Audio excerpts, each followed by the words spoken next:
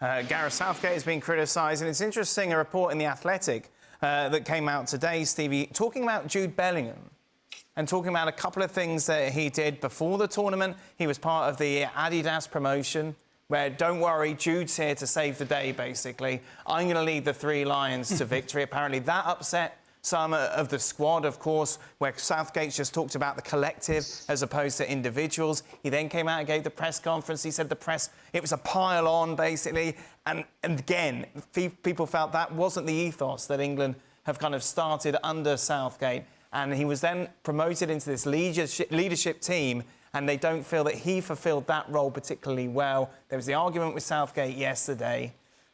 What do you make of that? Absolute garbage. Really? That's not why they were rubbish. That's not why they were crap on the field. Did you see them all after they scored? Did you see them all after Jude Bellingham scored that goal? There wasn't one of them that wasn't all over him trying to kiss his face.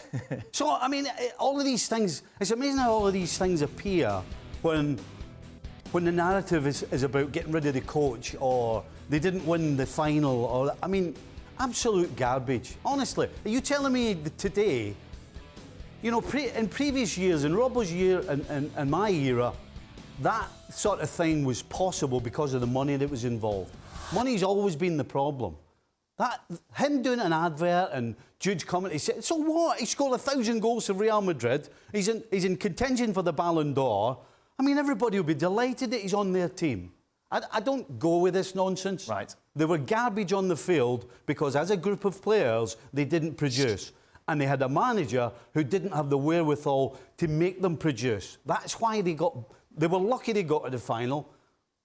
This nonsense about, oh, they weren't happy with these adverts and all this other stuff.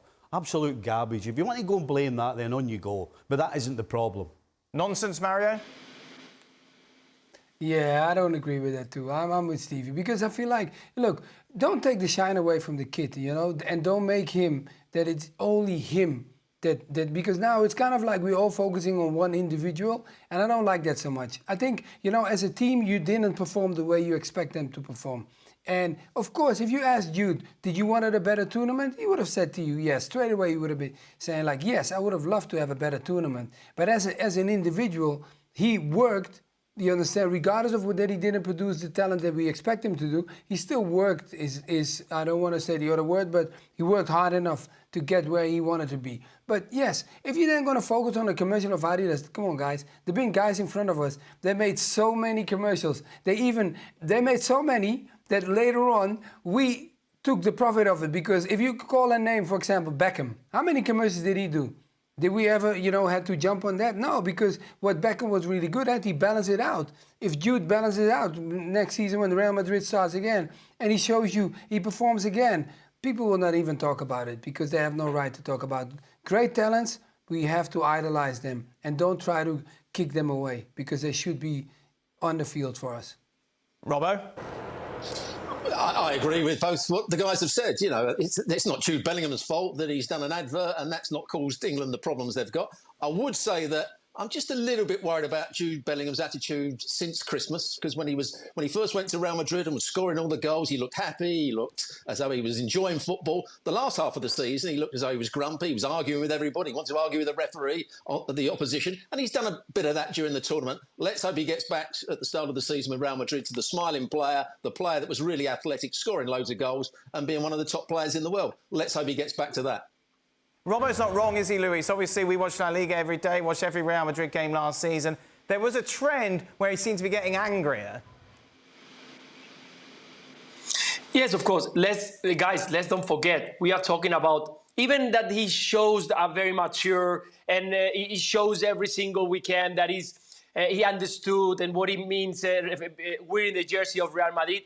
He's 20 years old. He passed from being a star or a shining star at Dortmund to become a global star, a player who is looked everywhere in the world, to have all the lights on him, to become probably the Ballon d'Or or one of the Ballon d'Ors in just 1 year, guys. And he's only 20 years old. And he's not used to have these down moments, these low moments, because he's been always, since the moment he left England to arrive to the Bundesliga, just a step forward from the Bundesliga, another step forward to arrive to Real Madrid, and there is nothing else. Above of Real Madrid, there is nothing else. So he never had one of those lows. And right now, he's feeling that. He finished the season very tired. You could see that in the last games of the season, that he wasn't as sharp as in the beginning of the season. And when you start the Euros, it looks exactly the same. He was tired. He wasn't arriving at the same time, at the same pace, in the same spaces that he normally does for Spain. So now, of course, to manage those kind of emotions, those situations, is not easy. He will learn from this process, and I'm sure that next year we even see a better Jude Bellingham. So let's try not to crucify a player just because he's had a tough moment, because I'm sure that if we're 20 years old, if we go back, everyone will have behaved the same way. Jude Bellingham, of course, the second most famous Englishman in Madrid. Let's go to the first, shall we? So Alex, I think our connection is back with you. I started off the show, and let's go back to it, because these scenes have been brilliant, haven't they, Madrid, over the last few hours, and the celebrations, the pinnacle of which has been the stage show. Hello, Dan. Yes, I can hear you this time, which is a relief, I have to say. It turns out when you pack hundreds of thousands of people into Cibeles, the signal's not that great. So we've moved just down the road. But yeah, it has been quite a party here in Madrid today. It's been a real kind of explosion of joy. I think a big part of that is sort of how unexpected this was. You know, going into this tournament, nobody here expected to be celebrating today Spain having won the Euros. Nobody did. The next sort of big party here in Madrid was supposed to be the presentation of Mbappe at the Bernabeu tomorrow, but here we are a day early.